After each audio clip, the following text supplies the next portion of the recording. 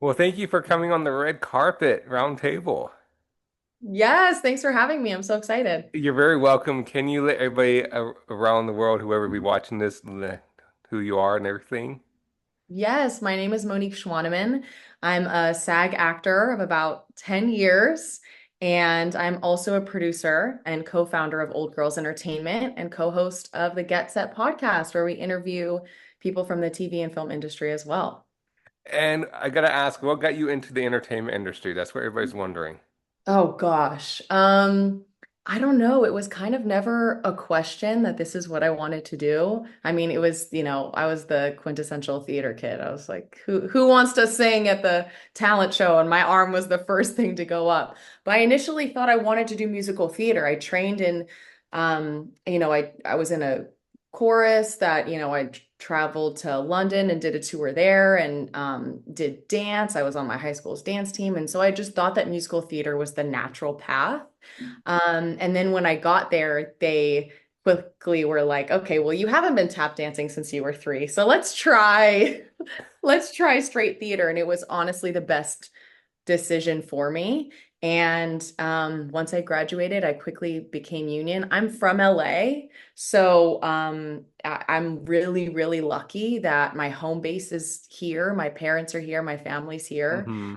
And I knew that I love theater, but I also knew that it would be very difficult to sustain a living and to support a family out in LA. It's totally doable and go off to those people, and I can't wait to do another play. But I guess it was TV and film was always in my mind that that was the path. So just riding that course. And then you became a producer. Yes, out of necessity. Like, so for the Get Set podcast, we're in season 5, and last season was literally all about being a multi-hyphenate.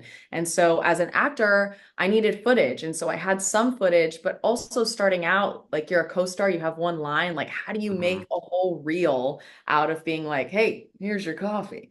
And so, so I needed some juicy scenes. I luckily have some talented friends who wrote a short, and I'm like, let's try and get some traction. At the very least, I need footage, so let's do it. And that gave me the bug for producing because I really just love bringing good people together, like talented people, but also just like kind, good-hearted people. And I believe there's enough of us to stack sets without Hmm. hiring jerks anymore. I really Right. just do. And so I want to be a part of that and give good people opportunity. And whether now as a producer and with my own production company, whether I'm in it or not, it is something that I enjoy. And, elevating other artists and helping their work get made too is Hmm. a massive passion of mine. That's amazing. And then, of course, you have your own podcast.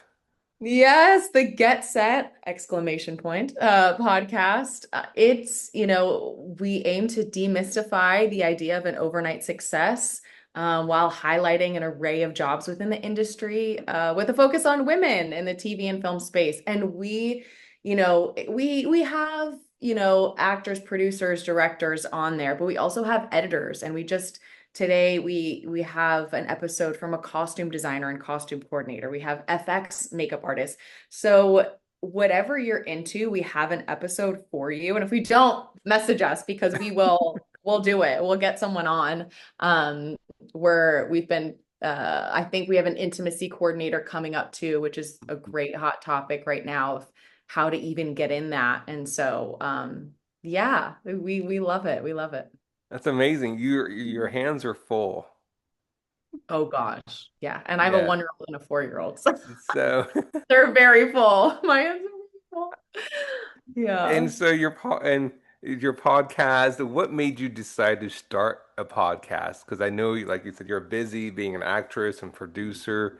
What really decided you to do it? I mean, a lot of people may be wondering because it's like, how can you find time? That's how I say it. Because I mean, you're doing audition, you're on set, you're producing. It's like, so if you mind me asking, a lot of people may be wondering as well, how do you find time?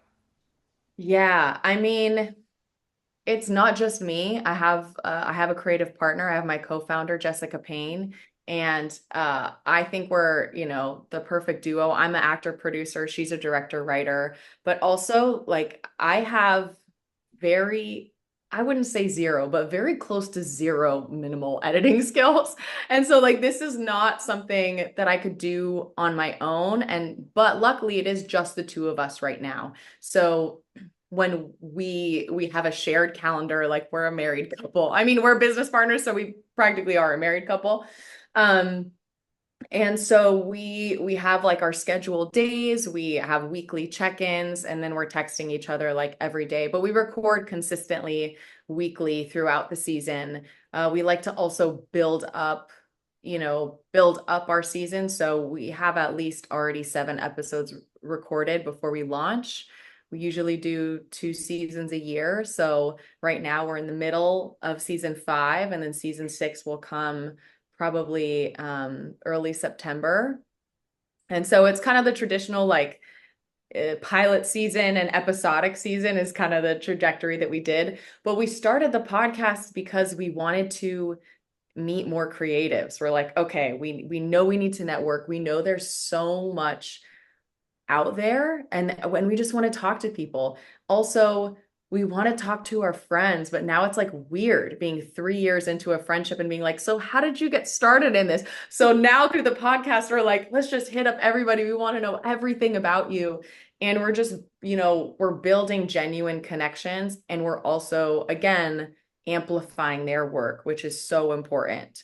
And we're, this past season, we have had 2 episodes interviewing Oscar nominees and Oscar winners. So it's, it's great. It's taking off and we love it. That's amazing. That's so Yeah. awesome. Congratulations. So it's, Thank you. Congratulations to you. This is a wonderful platform. I'm so happy to be here. yeah, this is so far for me my seventh or eighth season. Oh my gosh. Yeah. So you're a little further along than us. That's great. I love it. Yes. So And it's you had Lanisa on who is in Company Retreat, and yes. fabulous. I love her in that show.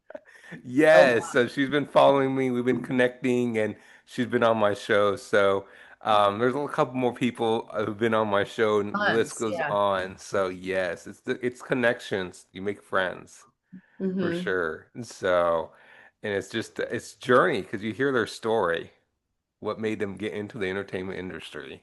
Hmm. Yeah, and that's something we talk about too is, we always echo this is there's like wrong ways to do the industry, but there's not one right way. So Hmm. everyone has their own different path. And it's fascinating to end up It's to see where people land. Yeah. yeah, that's so true. So amazing. Congratulations for you guys as well. Thank you.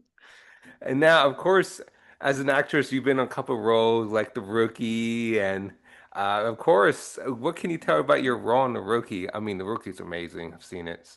Oh, it's incredible. Yeah, I played an ENT.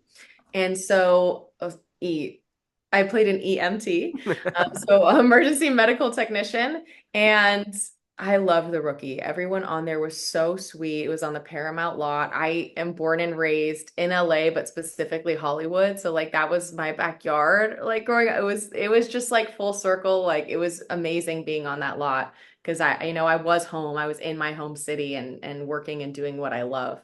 But yeah, everyone was so sweet, and I booked that role. I auditioned like everyone else, but I do have 16 years as an emergency medical responder for the city of Los Angeles. So, I was a lifeguard. I was, trained in emergency medical response, and I worked my way up the ranks to be a supervisor and training those lifeguards and responders. So I went in there understanding, this is how you do CPR. This is what it needs to look like. Being able to say the words that I needed to say. Because for things like that, I had lines that they gave me, but also in the moment when they're like, okay, like see, you can say something that's on brand, that's accurate, that's like Mhm. medically accurate if you're well versed in the field. And they did have an subject matter expert there as well. So I would say, hey, is it cool if I say this? She would be like, yes. But it's so much easier for them to hire someone that knows what they're talking about and actually knows what those words mean. I Right. think that definitely helped me book it. Yeah, I was going to bring it up. You like you said, emergency medical response. And so you have a lot of experience in the medical field, and then of course here you are becoming an actress. What a big switch in career. Yeah, I mean, actor. I so actor, and was always the trajectory. But again, I need to pay the bills and lifeguarding, especially through the city. Like, I will sing praises to anyone about having a city job because it's steady pay, the benefits, the health care, it's everything. Like, Hmm. I gave birth to two kids and I paid nothing, literally nothing. People are spending $10,000 birthing a child and I paid $0. Wow. So it's like the health insurance is incredible, especially in the US. So I'm so grateful to Hmm. have that background. But and and it just it there's so many procedural shows. So it's like 911, The Rookie, but it's also CSI, that whole, that whole family of shows. Right. There's a lot of procedural, Grey's Anatomy. And so if you have that background, there is a lot of opportunity, especially for, co-stars, guest stars, where they need to turn those people out. They Hmm. need new faces. That's true. Of course, you got to work with a lot of actors like Sean Osmore, and the list goes on The Rookie. So how was it like working with them? Like I said, everyone was so sweet and it's fun. It's always a conversation starter because I'm usually one of the only ones on set that's from LA. So they're like, "Whoa, you're a unicorn." And I was like, "Yeah." But it's funny because I grew up here and because I work for the city, I'm like, I know so many people who grew up here. But as an actor, it is, a lot of people do come here from Hmm. other countries, other states. So it's a fun conversation starter. But like I said, everyone was Amazing. so welcoming, especially when you're there for such a short time and you're coming into a cast who's already established, I was on season 5, I believe. So it's like this is a machine that is running. Um, they know what they're doing, and it was great to just be like a little puzzle piece Hmm. and feel so welcome. That's awesome. And Yeah. then what is something that you can tell everybody that's what's surprising about being on set Mm. that nobody knows about? That nobody, I think a lot of actors do know this, but if you haven't been on set, like a major set before, because the indie space is very different, because indie space is like all hands on deck. You probably don't have your own trailer. You're in it. You're in the mix with the cast and crew. But when you're on set for a larger production or a major production, you don't get to see a lot of it. You are in your trailer. They call you out when they need you. You're in wardrobe, you're in makeup, you're on set. They need a reset. You're back in your trailer by yourself. And so I always say, do whatever you need to do to get in your headspace. Bring your I was about to say iPod. I don't think anyone has an iPod anymore. Bring your phone for your music, bring a book, bring knitting to, fill your Yeah. space, but then also be ready to tap right back into Mhm. it. But I think that's why it's so important for anyone starting out to do background work Right. because then, holding is usually closer to set than you would be if you were in your trailer. And you do, when they place you and you're waiting or you're a stand-in, you do get to see a lot more than if you're a principal actor. Hmm. So I think that's a great learning opportunity for people. Wow, that's amazing. And what keeps you grounded in the industry that's so chaotic? Oi, oi. I For me, I guess, think that's a very important question because a yeah. lot of beginner actors who are getting in the entertainment industry, female or male, must be wondering, oh my goodness, it's so chaotic. How do people handle it? So for you and your personal experience, how do you handle and how do you stay grounded? How do you keep yourself motivated? Yeah.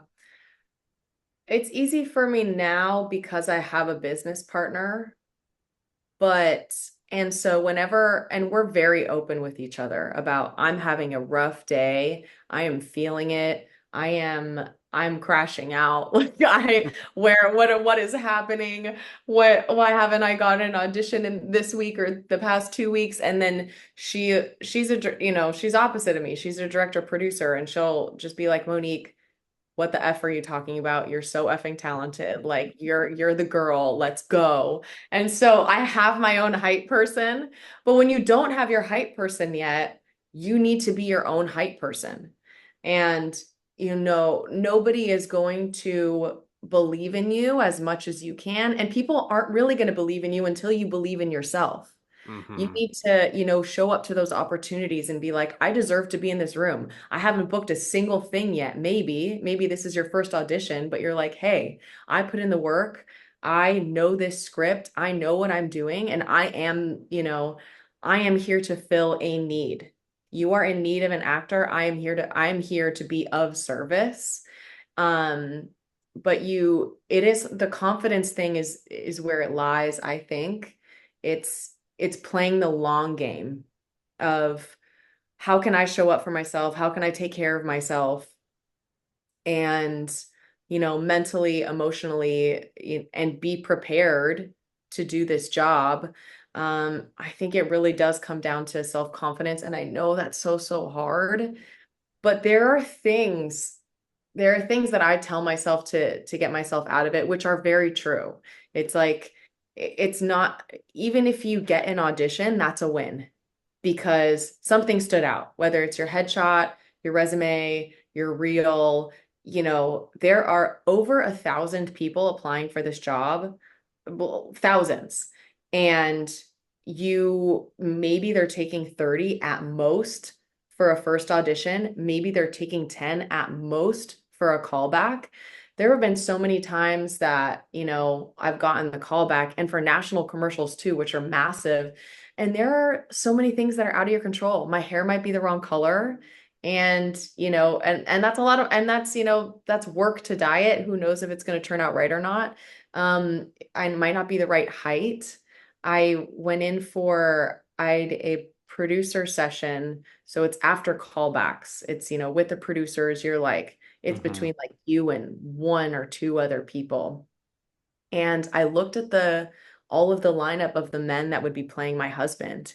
And I'm like, crap, I look 20 years younger than these guys. Like what I mean, and I didn't get it. But being in that room and seeing them, I'm like, I might have killed it. I might have gone in and done the best job, but we don't, but I'm not, this role Hmm. isn't a trophy wife. This role isn't, there is not supposed to be some, age dynamic that could be distracting to an audience member. These partners are supposed to be equals and in this together. And, telling yourself that there are so many things out of your control, and the only thing you can control is being prepared and being early. And if you do those things, you're winning.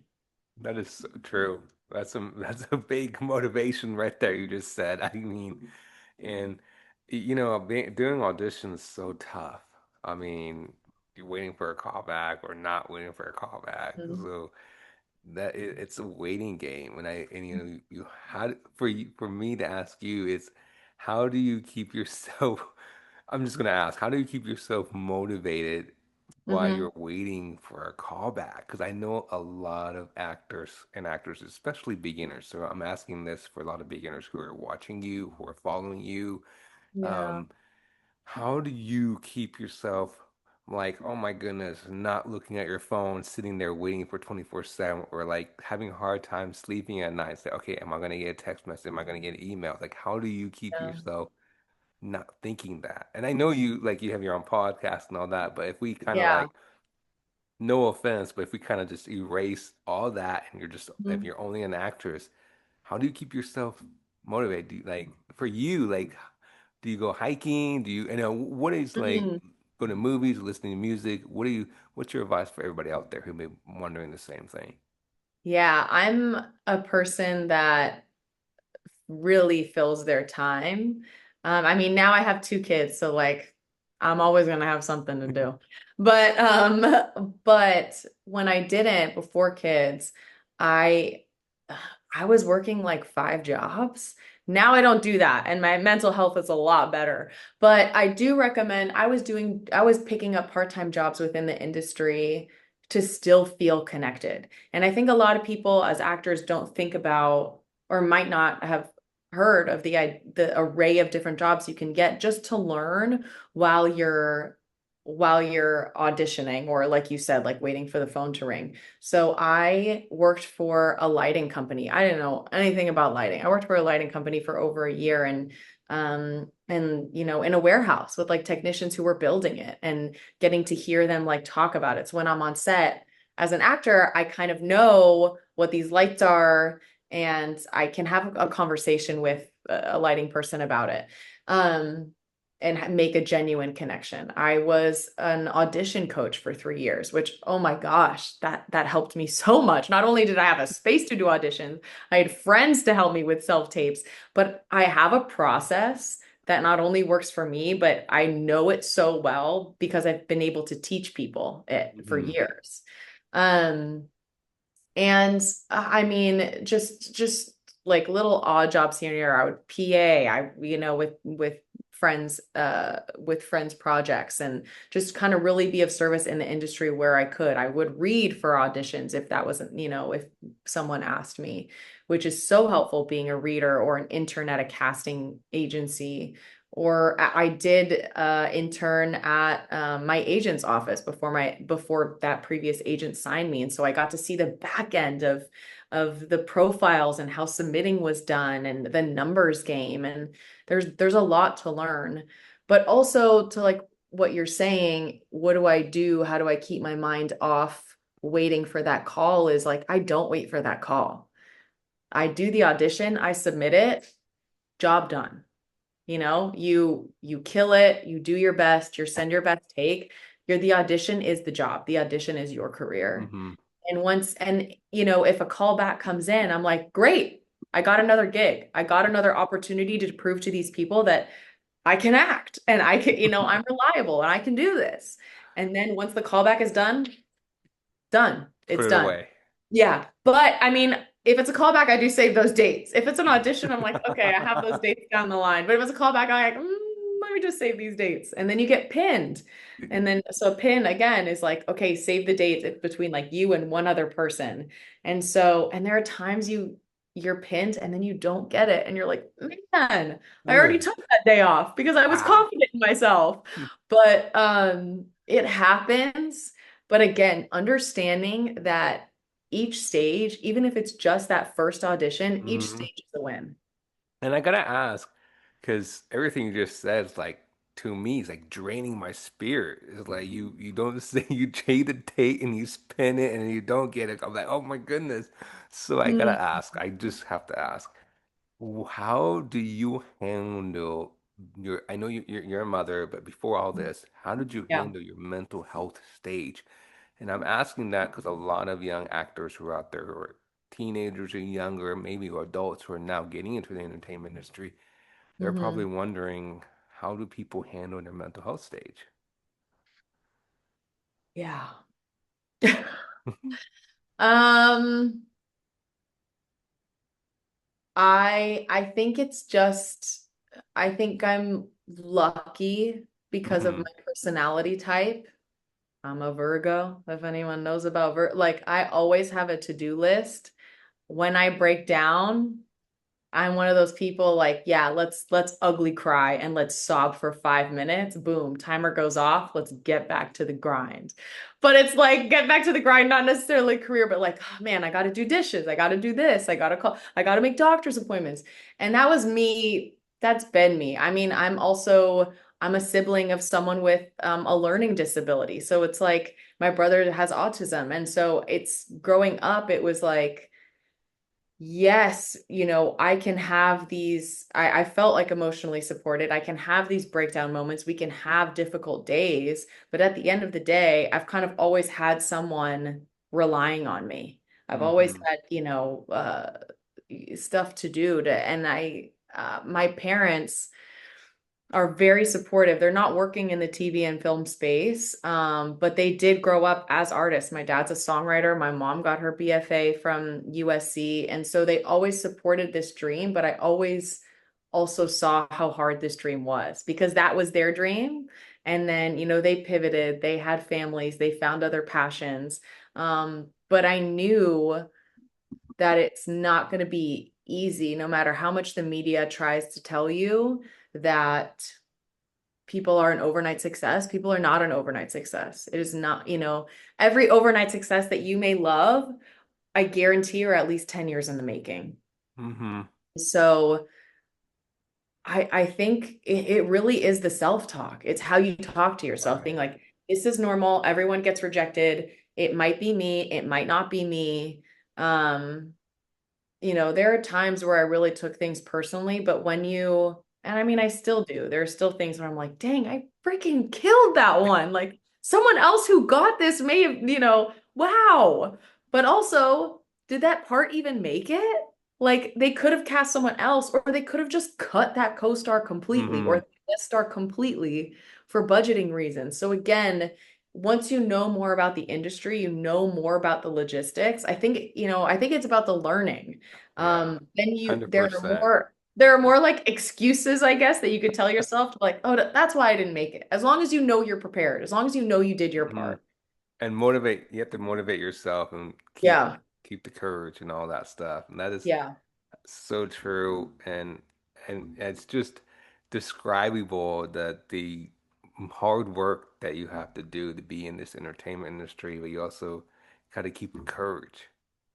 I think the hard part for me and the mental load is convincing people, like you said, convincing people that this is hard work. And especially people that don't understand, So it's true. learning not to take offense when a family member's like, "Oh, so you sat at home and did, video Zooms all day?" And it's like, well, I am after two podcast episodes or after like two auditions, I'm exhausted because I have like put everything I could have been like sobbing for this whole like emotionally drained for this 1 minute audition and then you need to come down from it a little bit. And so and put on top of that, let's say you don't book for a little while. Let's say you don't book for 6 months. Let's say you don't book for a year. There have been times, especially with COVID and strikes, that like I booked a national commercial, made the biggest income I've ever made in my career, or and outside of the career from my side jobs, and then booked nothing the year after that because there was COVID and strikes and everything. And it's the feast or famine of it and telling yourself like I'm still in this, I'm in this for the long haul. I'm going to build connections. I'm going to pick up a book. I'm going to listen to a podcast. I got into podcasting from the pandemic because I was like I need people to talk to me about the industry. I'm feeling Hmm. dead. I need to feel alive. I need Same to I need here. to pick up a podcast. And that really like got me into podcasting. And I never thought I was going to be a podcast host. And then here we are 5 seasons later, I'll be honest with something you. that I I was in the love. same situation, kind of. I never Yeah. thought we'd be a podcast because, to be honest, it's like, it doesn't, personally, for me, it's like, it doesn't matter if you're good at it or not in the podcast. It's like, you got to do something. And then, Yeah. you never expect yourself to keep going in the podcast. Right. Like, it's like, wow, you love what you're doing. It's like, Yeah. this is it. So, you're absolutely right. It's crazy, but Yeah. And connecting with people, it's perfect. yes, 100%. So what part of acting still surprises people Hmm. or surprise you? I would say that. What part of acting surprised me? I think it surprises me that people are still like, maybe this is bad to say, but that people are still like can't shake off the character. Like I'm like at the end of the like people Mm, are method actors. I'm like, okay, but like you don't like just because you hit someone in a scene or pretend to hit them like that, you're not actually doing that. So for me, I worked through this in college, but for me, it's kind of a red flag. And I haven't really worked with those people in a while, but you hear about them like in the news, and I'm like, it's called acting for a reason. We are playing this character. Do what you got to do to get into the scene, but don't harm other people, don't mistreat other people. Hmm. I think that is mind blowing to me. And it, um sorry, I don't mean to yeah, cut you off. I've been no, yeah. hearing that because a lot of actors have a hard time getting out of character. Mm. They, there's some, they're Especially like, when you're coming up and like you don't have your own trailer. Like, where do you go? right. So I mean, I will say this forever is you need to be your own, yes, Hmm. cheerleader, like I said, but you also need to be your own advocate. Yes. So And if you're, the last time sorry, I didn't mean to cut off. I had an oh, actress one time I interviewed, and she had a really emotional scene. mm-hmm, And after the director said cut, she is still bawling. And yeah, everybody's looking at her and it's like they were trying to get out of her character and they couldn't. And they're like, mm, she had to step outside and take like get the fresh air. And then she yeah, came back and she said, "I'm sorry, guys. I don't know how what happened, but I was in the character. Like I didn't see any of you yeah. I was guys. not in my Like body. I was like this other it's human like being. it to me. It's not mind blowing when she's like when they say I don't recognize any of you guys right now. I'm like I'm in the characters. Like whoa, Yeah, it gets you. And I think to personally, a lot of fans who watch movies or TV shows when they don't see that on on the TV on the screen, like they don't see what you or any actors are going through on set because that could be happening to you or anybody like you're crying and they're like you're still crying and it's like yeah. taking a while to get out of that character. So you made a good point. Yeah, because people talk a lot about having a process to get you into it, but they don't talk a lot about having a process to get you out of it. So I would build both. Again, like that's something that I worked through in college because I do have my BFA degree in acting, my Bachelor of Fine Arts degree. And so that's something that I knew I needed, especially coming from the world of theater, where it's like I'm physically acting this out for 2 hours. And then whew, I need to come down. I need to decompress. And I feel like that goes for anything in life. If you're doing a presentation at work, like you're going to need to decompress for 10 minutes in an office or in Hmm. the bathroom or something.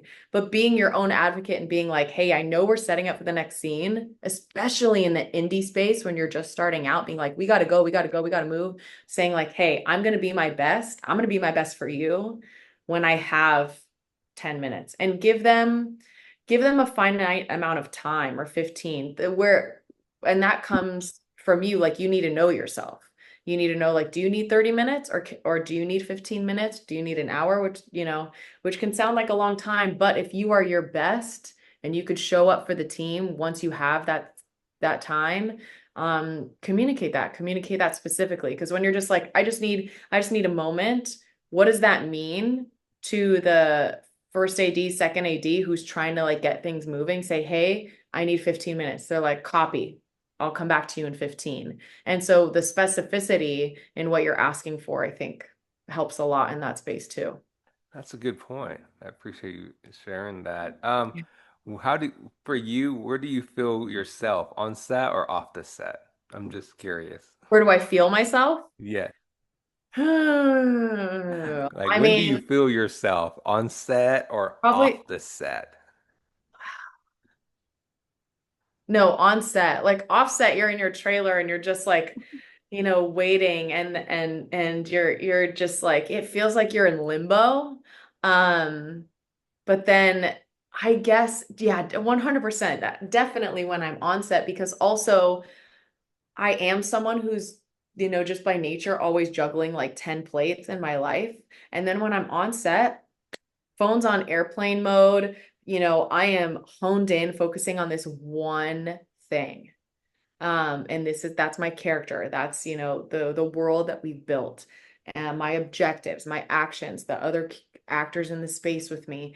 And Hmm. so being able to just cut out the noise of the rest of the world and focus on that one thing, it's truly a gift. It is to be able to silence everything. I'm just like, even if like you're emotionally breaking down and everything, it's like I get to fully experience the emotions of this human being and literally not worry about anything else.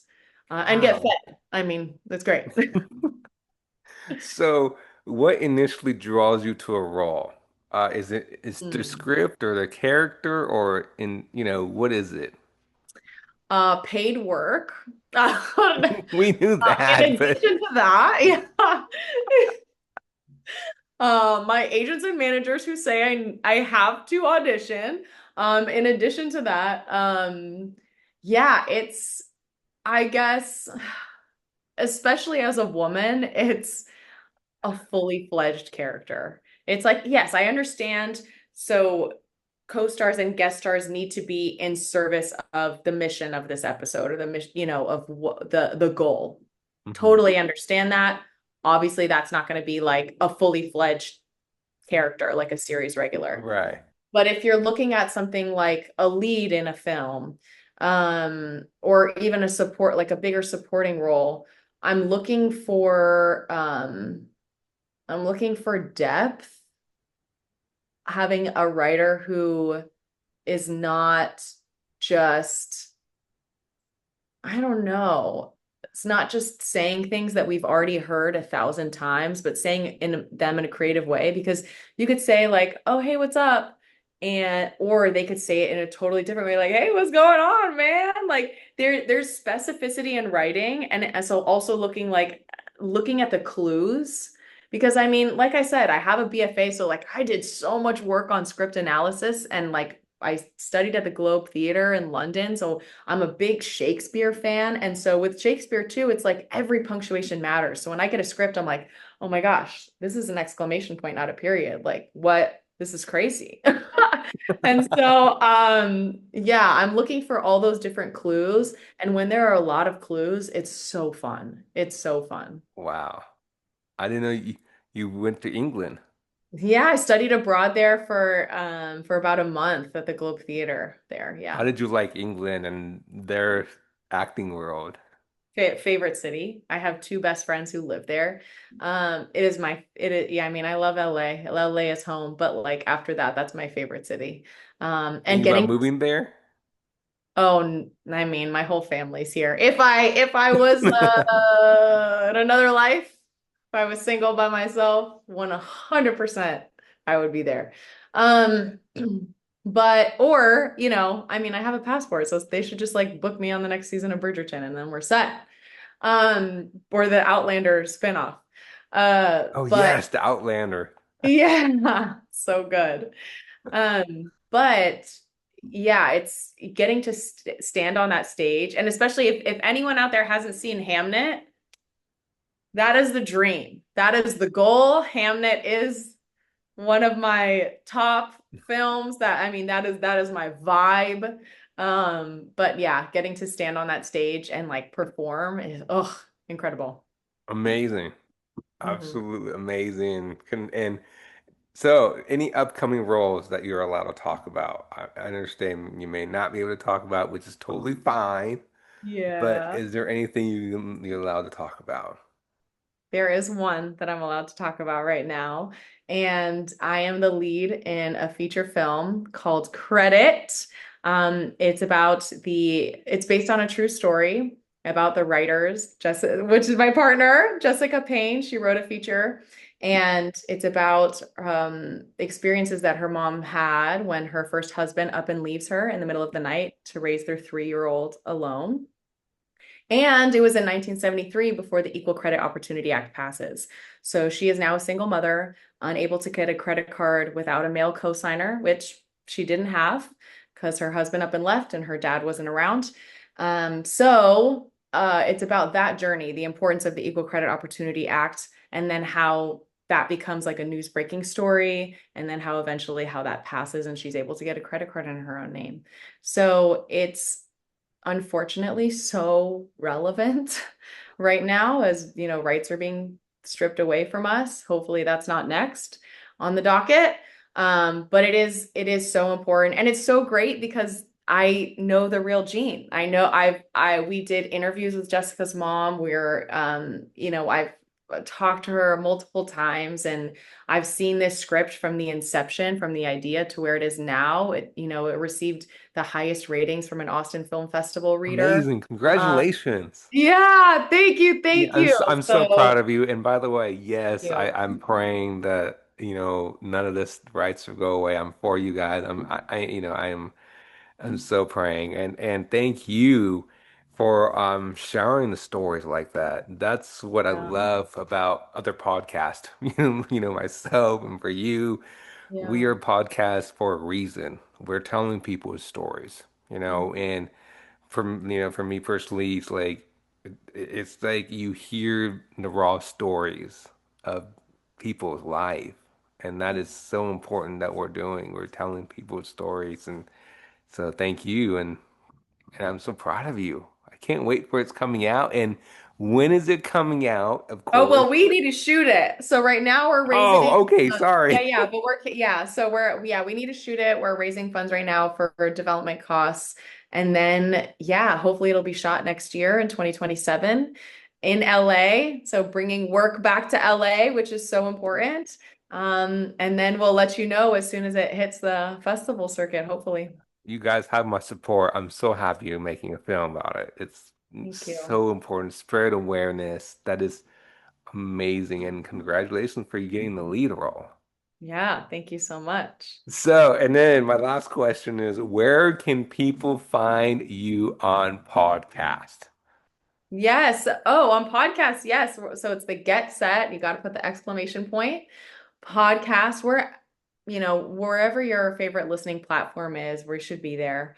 And if there's some obscure one that we don't know about, let us know and then we'll get on it. But as far as I know, we're on all of them. And then people can follow me on Instagram at Monique Schwaneman. I know my name is long and hard, but I'm sure, it'll be linked. They'll find it. Yes. And they could also find us on Instagram at Old Girls Entertainment. I mean, we have TikTok too, and we have a Patreon where we do exclusive episodes as well at Old Girls Entertainment. So yeah, those are the things. Yes. I was about to say I have a long last name. I can say your first name, Monique, but I was Quantum, like, yeah. wait a minute, that last name. Yeah, married into it. Now, I'm going to ask this in my last one. I know I said that earlier, but what is the most pivoted moment in your career so far? Mm. Yeah. Two moments stick out for me, if that's okay. That's So once fine. I once I graduated, we were doing our senior showcase, and my my teacher, Svetlana Fromova, shout out. She currently is an actor, an incredible actor in the industry, and she was my teacher for my BFA program in acting. And I get off the stage and I see her in the lobby after I've just performed my scene for agents and managers and everything. And she just grabs my face in her hands and she goes, Monique, you're a star. And I was like, oh my God. To get praise from this woman who is trained at the Moscow Art Theater, she doesn't give out praise like it's nothing. I think I went home and bawled after that. I was like, wow. I really put in the work. This person who I revere and note it, and love and really admire said that I did a great job. And that kind of in that moment, it kind of solidified that I can do this, that someone in this industry has given me the green light. And so that, especially coming right out of graduation, I was like, okay, let's go. Let's do it. And then recently, this past year, I was on Grotesquerie and I did a scene with Niecy Nash. It's a Ryan Murphy show. And Congratulations, by the way. thank I forgot to you. mention that. I'm sorry. Thank Yeah, no, that's fine. And so I was 8 months pregnant. 8 months, 7 months. I between the 7 and 8 month mark. And it was a very emotional scene. It was where, I'm not giving away really any spoilers, I think, in the season's out, but I was a pregnant woman who'd been kidnapped and was being milked for resources. Ryan Murphy, it can only come from his mind. And so I am on set in this rig, 7 to 8 months pregnant, on my knees, leaning over, and like, thank gosh for, the prop masters and set designers, because they at the end of every take, they check in, they like unrig me, they untie me, they're like, how are you feeling? You okay? You need water? Okay. Put me back into it. But to be that far off the ground in a rig, need to be emotionally present, sobbing in this scene, having the emotional awareness that I am kidnapped, my baby's taken away, or my baby is going to be taken away. SWAT team comes in, Niecy comes in. Like, there is so much going on and so much emotional life and presence, and then the take ends and real life begins for everyone else. And it's like, do you need water? Do you need this? And at a certain point, I was just like, I'm good. I'm good. And I just needed to stay in my own world. But knowing that I had the skills and I had the self-knowledge to stay in it and be professional and be kind to everyone, but also protect the emotional work and the headspace that I knew I needed to be in. Hmm. Um, I was just super proud of myself after that. That's And the amazing. director for that episode, I mean, because it was a co-star, so that, I mean, the director from that episode on set, he comes up to me and he's like, "So you're like a real actor, huh?" And I was like, yes. He's like, you like, this is what you do. And I was like, this is what I do. Yes. He's like, okay, good. Yeah, you're doing a great job. And he had not said anything to me like throughout the, take we'd done like multiple takes at this point. I hadn't gotten any notes. And so as an actor, you're getting in your head, you're like, I'm getting no notes. I'm just gonna proceed. I'm just gonna stay the course. Like, hopefully it is what they need. And then to hear that validation, which you don't like always get, and a lot of times you don't get. Um, it was really nice. It was a really nice Wow. moment of validation. And Yeah. you said you got to work with Ryan Murphy on set? No, he wasn't there that day. It was just his show. But Okay. he wasn't there. He wasn't there on set that day. But Niecy was. She was in the scene with me, and that was pretty exciting. Wow, amazing. All the roles you played. Well, congratulations to everything you've done with everything, the career's still continuing on, and I can't wait for all your next upcoming films that you're going to be doing.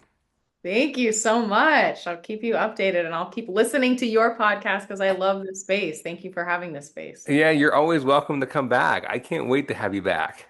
Yay! Yeah. When the next one, yeah. Whenever I book something, I'll let you Yeah, know. that's what I love about podcasts is like you get to have these in moment in-depth conversations like it's like you're inviting them in their living room and then they're getting in your living room for a moment or wherever and you're just getting to know them briefly and their character and why they're doing this. It's like wow, the raw moment of like this is like it's like to be on set and it's or what it's like to be an actress. And I think a lot of fans don't realize it because, like you mentioned, with a lot of auditions and being on set and getting, yourself saying you're 8 months pregnant, and then probably people didn't realize that till now. And so, like, people don't realize that. And you're probably, no offense to any females out there, but you're probably not the only female out there who's, pregnant out there being on set. And, it's Oh no, like, there's a lot. Yeah. right. And so a lot of people don't realize that until they hear it from an actress from you or, Mhm. when it's like, whoa, what? They just been on a big film like that. And to me, it's so powerful. Yeah, actors are incredible, but yeah, women in general are just incredible. Like the things that are able to accomplish. And it's funny, like I was just thinking about that, like what you said the other day is my 4-year-old asked me like, why are you an actor? Because he didn't really know what that was. I was like, oh yeah, mommy's on TV. Do you want me to show you? And he's like, what? Why do you do that? And I'm like, how can I explain this? Why do I do this? And especially now, I feel like, you know, we connect through social media, yes, but like a lot of times it feels like the world is burning and we're so emotionally like we're going through so much But to be an actor, you get to, like you said, bring people's stories to life. And so that's what I told him. Like, I get to pretend and I get to be a real human being and bring that to so many other people. And I was like, isn't that cool?